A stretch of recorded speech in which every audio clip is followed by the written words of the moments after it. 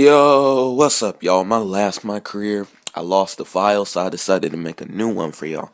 So, I wanted to go with a small forward, as you see me here creating my player, and I wanted to try something new. Usually I go with point forward. I did slasher last time. So I decided to go with what everybody else was doing and do a sharpshooter. But instead of a guard, I went with a small forward. And I went with 6'8" because you don't want to be too tall. And I went with 210 pounds because with this combination, I looked at it on the player calculators.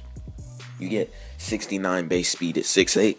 So if I go down in weight, I can get over 70 speed. And then I went with max wingspan and max shoulder width because originally people thought that a lower wingspan, that bonus for shooting would help. But I've learned that if you go with the minimum wingspan, it's a 94 open shot 3 in mid-range. But if you go with the max wingspan, it's a 91. And after recent patches, people been complaining that it doesn't even matter, the 3-point difference. So you might as well get the longer wingspan. And this is also important for me, so I'm going to try and take this dude on the park. And I'm going to probably be matched up with bigger guys like power forward centers. And I'm going to try and use my speed, which I got to over 70, to get in position, and the long wingspan to try and get the rebound, but also for me not to get blocked. Because when you have a shorter wingspan, you get defensive penalties. You can't really reach in to get the steals as easy. You can't reach up and get blocks, and it's easier for you to get blocked. But with a longer wingspan, all those problems are solved.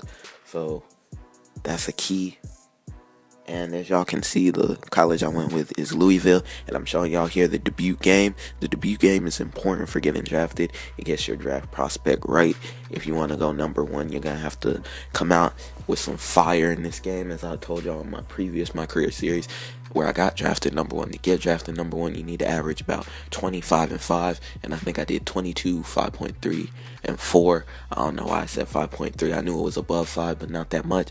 But numbers around there will get you drafted first. And also, if you want to get drafted high, you need a high teammate grade. Now, a lot of people don't talk about this when they're trying to get drafted, but if you don't have an A teammate grade, it'll really hurt your draft prospect.